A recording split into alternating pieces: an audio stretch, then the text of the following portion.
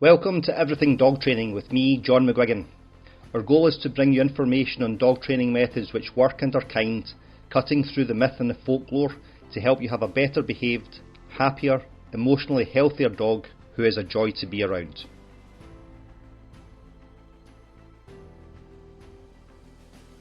Cameron is a master carpenter and electrician. He got his first dog when a guy walked into a bar and was trying to give his dog Bobbie Sue away. He didn't even want a dog at the time, but he felt sorry for her and he made all the new dog owner mistakes. In the next year he adopted a puppy, Billie Joe. Soon after he rescued Henry. He had some great mentors and started studying hard. He's helped run a dog training page with over 100,000 members for years now, and that's Dog Training 101 on Facebook. When he moved to Tennessee a few years ago, he started volunteering with rescue, working with aggressive and hard-to-home dogs. There aren't many resources around Cameron's area, and the success rate has been small, but he kept trying. He currently has 4 dogs in the home. He just sent a foster to a different foster family after he was dumped outside of town. So they captured it and kept it in place till a new home could be found.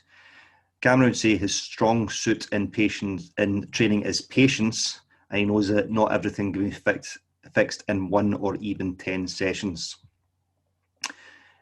He says that you can only look at the dog in front of you and that dog will tell you what needs to be done. He has 5 kids, 4 dogs, a cat, 5 chickens, 2 hamsters.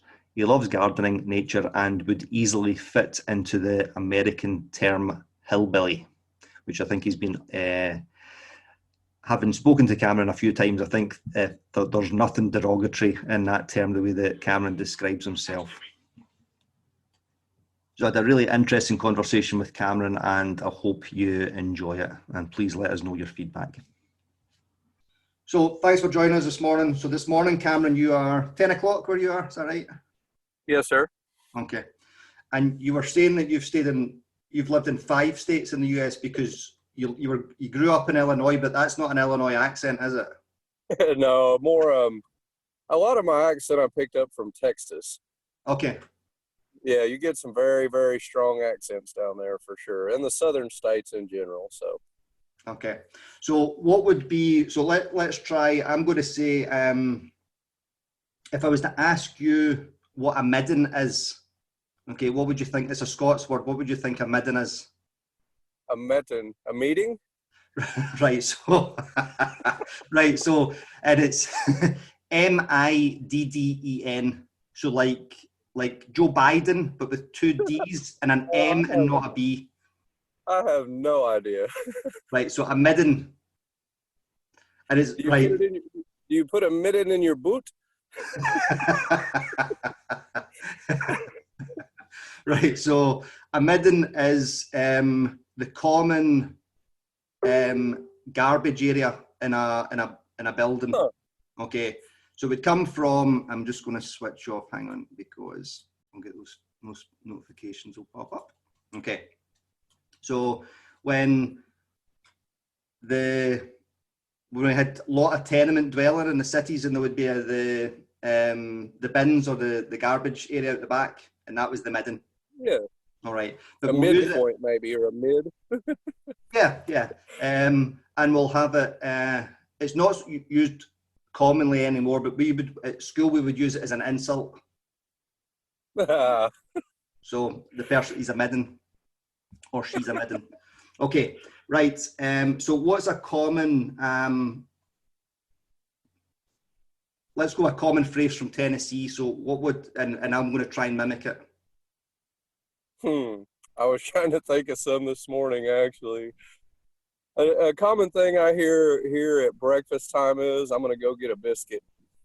So everybody says, I'm going to get a biscuit. And that means anything for breakfast, but okay. Breakfast is summed up as a biscuit. So let's try it.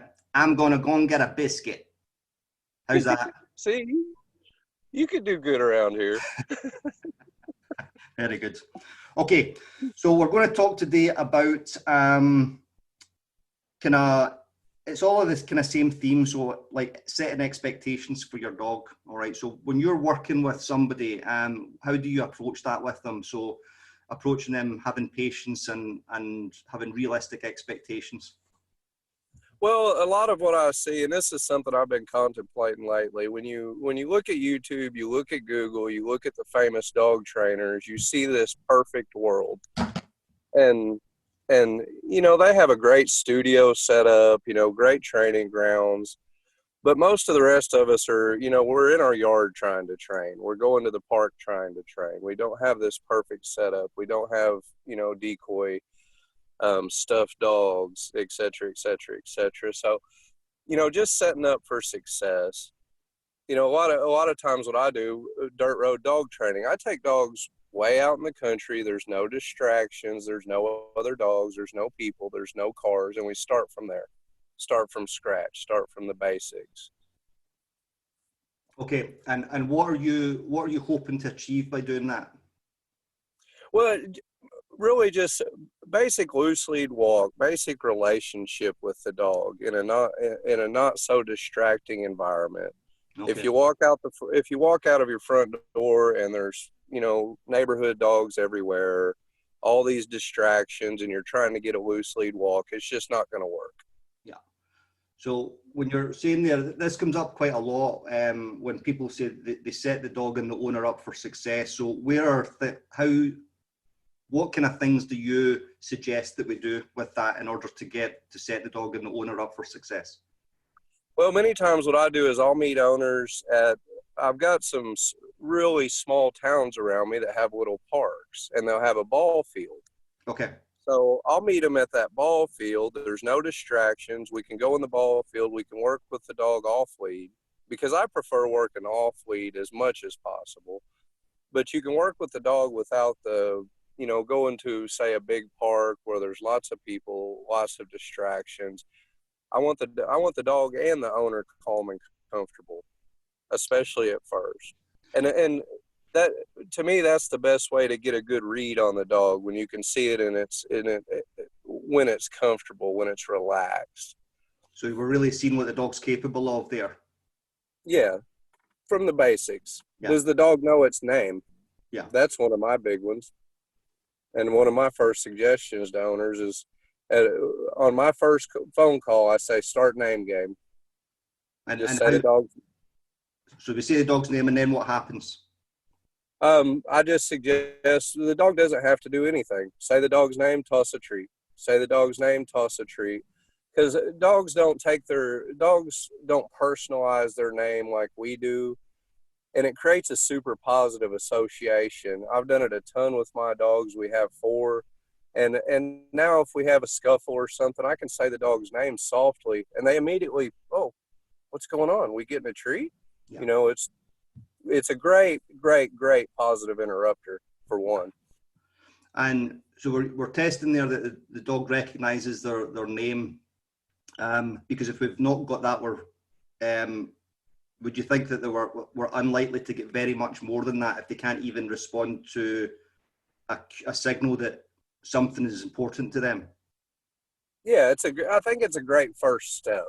And I think it's a great learning step too with the conditioning, because a lot of times we want our dogs to do something. They need to do something when we say something, but that's not always the case with conditioning. And what I notice too, a lot of times, you know, at my house it happens. Everybody's running around, oh, Henry, stop that. Smokey, quit barking. You know, Billy, get out of the way. A lot of what they hear in their life can become negative all the time, just because of, you know, it's regular life. They get under our feet.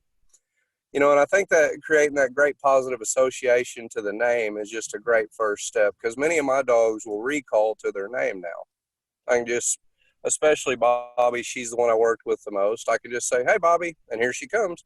Yeah. You know, great, great, great positive association to her name. And you build that just by pairing the dog's name with something that the dog likes. Yep. Okay. Pair the two together. Something good. Okay, cool. All right. And you're saying as well that when what are some examples of people having really high expectations for their dogs in training, and then how do you start breaking that down to make those bit more realistic? And I'm always cautious of using the word realistic, because I think it excuses a lot of poor training, because we can get, doing the right thing, we can get a lot quite quickly. But how do you, what are the kind of things that you explain to owners about how do we set those expectations for the dog? For sure. And I have a great example. My mother got a Brittany puppy recently, and they have a pretty large farm, large acreage. So they thought that it would be just fine to take the puppy out off lead all the time. Well, eventually the puppy chased a squirrel across the highway. Okay. Ran a long ways, and it was a setup for failure for one, because when the puppy took off running, what's your natural instinct to do? You chase the puppy. Yeah. And then bam, snowball, bad situation. So now what they're doing is they're walking the puppy all the time on a long line. And even if it's in a safe area, they have a really nice thin 20-foot, I think, long line. And they said it's worked wonders. They've been able to work on the recall better, stuff like that. Because it's just that expectation of, I can take my dog to the store immediately. Yeah. And then what I see that a lot, let's take our dog. We've got this new dog. Let's take this dog everywhere.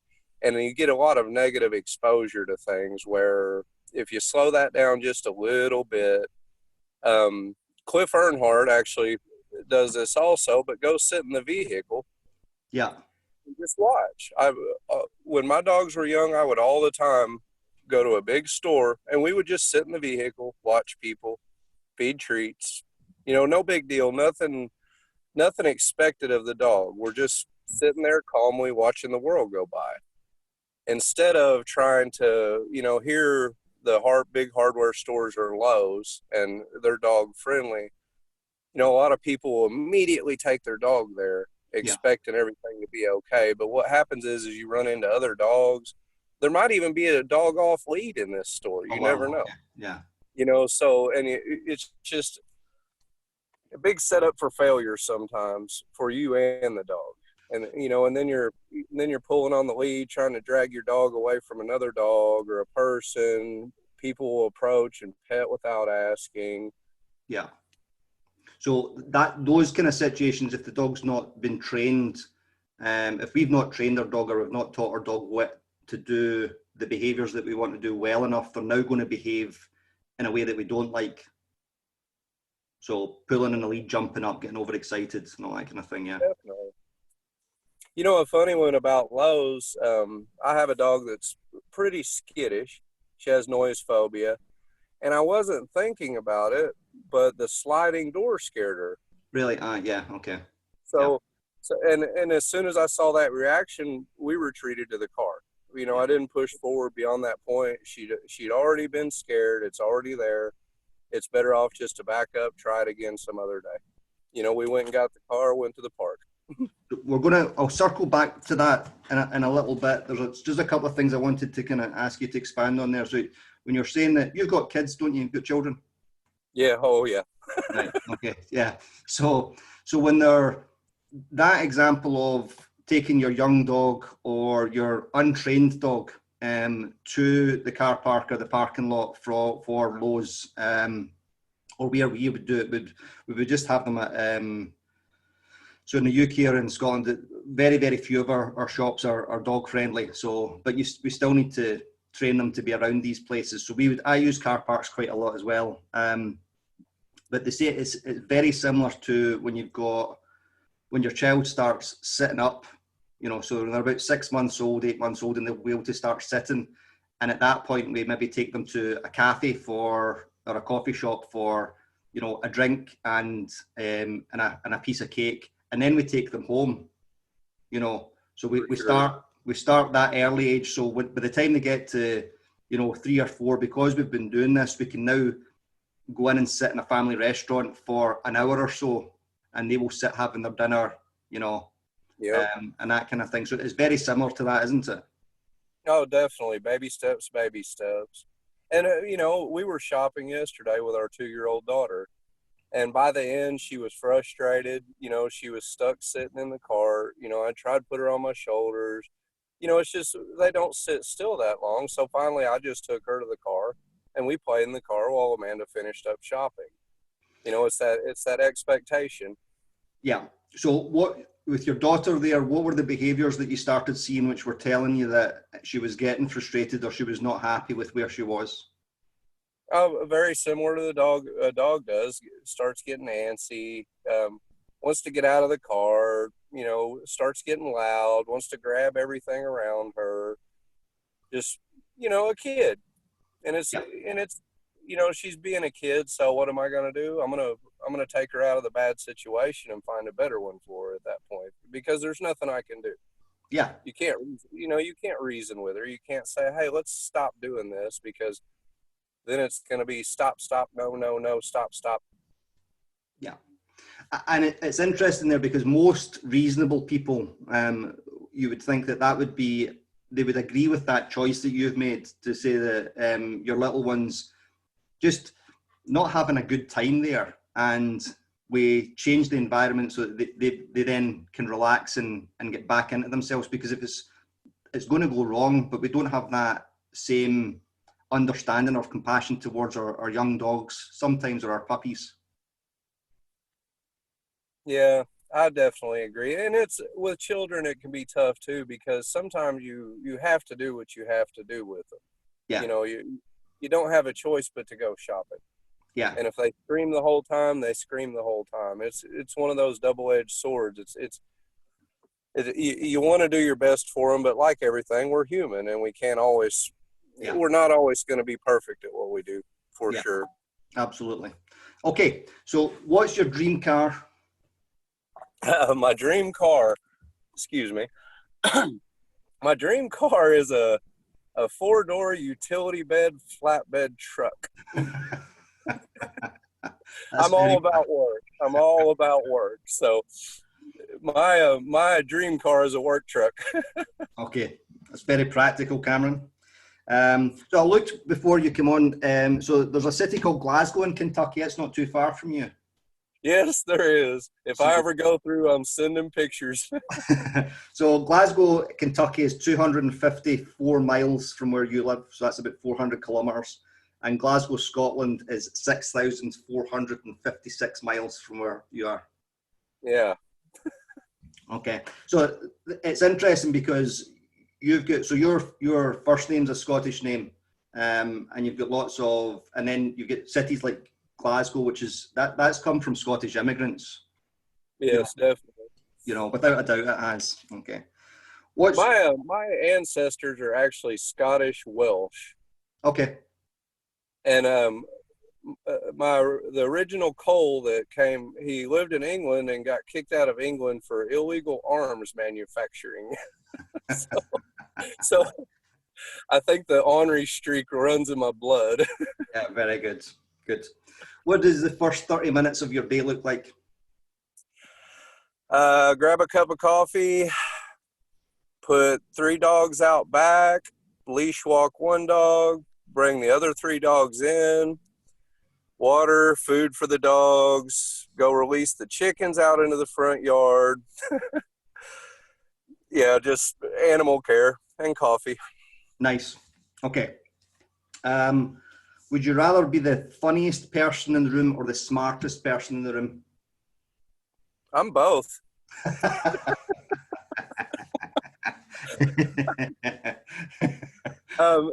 Actually, to answer that question, a lot of times I am the funniest person in the room, and I've found that a great way to connect with people. Yeah, that's cool. Cool. And this one will be easy, I would think. Scotch or bourbon? Cool. That would be my answer to that. All right. Okay. So you were saying, when I'd said to you, we're going to circle back around to that a little bit, when you were talking about, what's your little one's name, the 2-year-old? Everly. Right. So when Everly is having a bad, just having a bad day, you know, or whatever, or she wants, so because some stage you'll take her to the supermarket and she'll be fine the whole time, and other days that she's not because she's 2, you know. So you take her out if you're able to, and then Amanda finishes the shopping. So you've taken care of her needs in that moment as best as you can. Definitely. I always go back to Maslow's pyramid, to the basic needs. Yeah. If we're taking her shopping, we make sure she has a snack, make sure she has a drink ready. She's not ready for a nap, just set up for success. And we can take those same principles into your training sessions with your dogs, yeah? Oh, definitely, all the time. Like right now, and what I started out with is the perfect life you see online and dog training. Right now, we're having a flea outbreak. Okay. I spent the whole evening giving baths last night. We went and got meds from the vet. But on the other hand of that, I've noticed some behavior issues with the dogs. And it just little things, like we have one dog having an accident at night now. Okay. And we've had a lot of storms in the evening, which has made the evening potty break a little harder. Yeah. So an accident in the house is no big deal. But, I just always look at what's going on with them. I had a little bit of an aggression issue pop up a while back with one of my dogs. The first thing I did, took her to the vet. Yeah. And why was that? Just to rule out any pain. Yeah. Just, I don't know what's going on, so I want to start from scratch and, check everything off the list. Is she in pain? Yeah. Is something going on with her? And that's, I had a client phoned me yesterday, or an inquiry yesterday, and the dog's, I think this 5 or 6 year old dog, and in the last 2 months, they've had 6 extremely out of character aggression incidents. And my first thing was dog goes to the vet for a check and some pain meds to see if that makes any difference to start. And it's something a lot of people will forget about or not even think about, My most recent client, they were having some aggression towards owners. It started after the dog had ran away for a day, but another thing was the dog had an ingrown nail. And they took quite a long time to be able to get it taken care of at the vet. Okay. But it's there's your pain problem.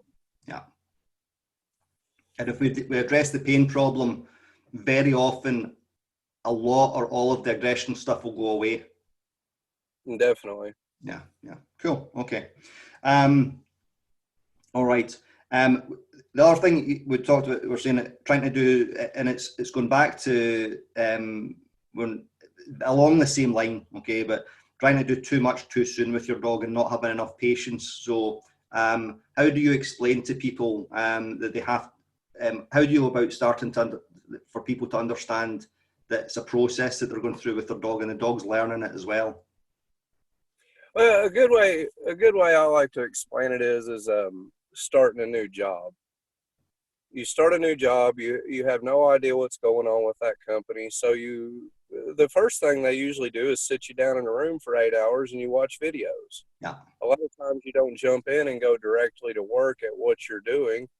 You go through the whole safety procedure. You go through, just everything.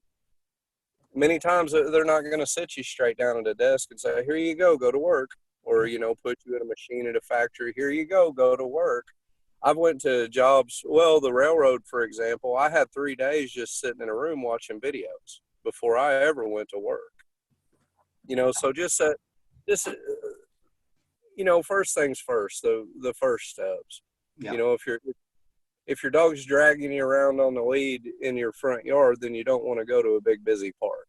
Yeah. It's not going to work. Yeah, absolutely. And then we can come up with strategies, which we'll talk about in other episodes of how to give your dog to meet those needs of exercise and stimulation and all that without taking the dog and the owner to places where they're kind of metaphorically drowning. Yeah, for sure. Yeah, cool. All right. Okay, so how do you respond when, because you'll have had this, because we've known each other online for a long time now, but when people kind of push back against positive reinforcement dog training, what are some of the things that you will explain to them?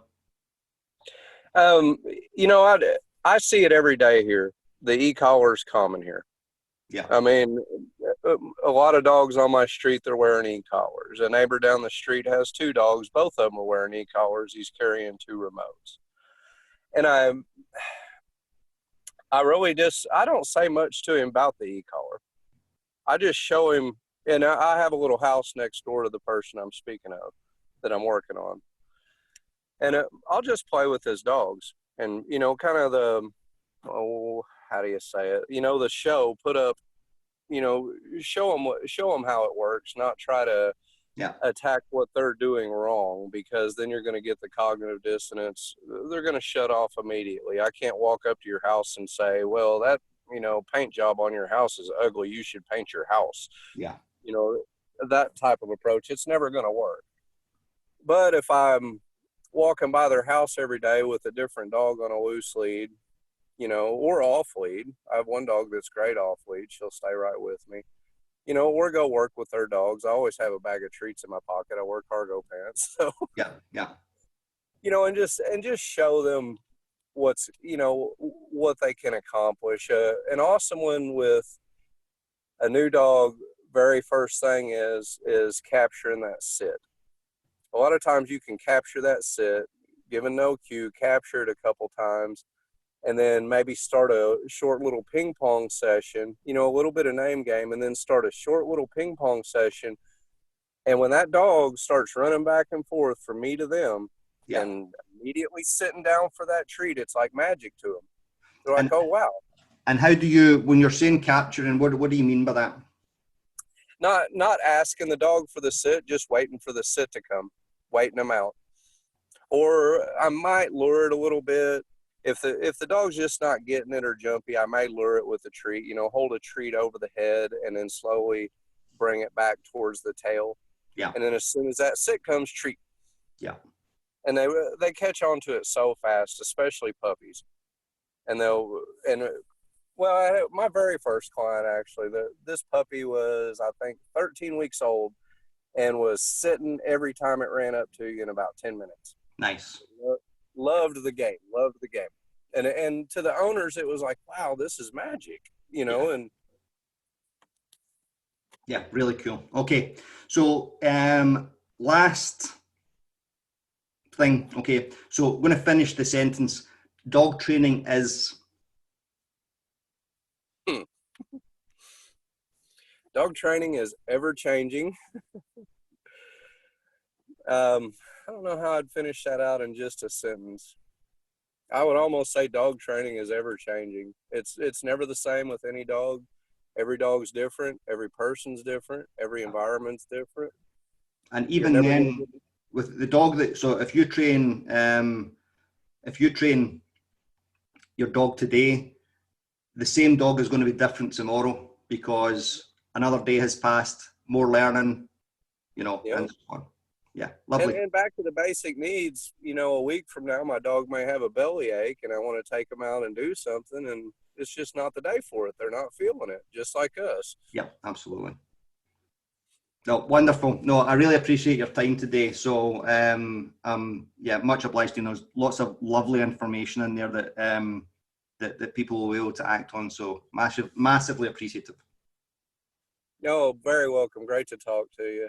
And I'd like to finish with one last thing, just for everybody. But, life isn't perfect. We have to do the best we can, with ourselves and with our dogs. And, just like with us, some things take baby steps and little baby steps and little baby steps. But if you keep doing the baby steps, you're going to see the results you want someday. Awesome. Maybe not when you want them, but someday. Wonderful. That's a nice note to finish on. Thanks very much. All right, John. Good to talk to you. Okay. Bye. Bye. Massive thanks for listening to this episode. Your feedback is important to us, so if you've got any comments or thoughts on the podcast, or you've got anything that you'd like us to cover in future episodes, please do get in touch. You can find us on all the social media channels, so that's Facebook, Instagram and YouTube. And if you search for Glasgow Dog Trainer and Behaviour Consultant in any of those platforms, you'll find me. Or you can email me info@glasgowdogtrainer.co.uk. Thanks very much for listening, and your support means the world to us.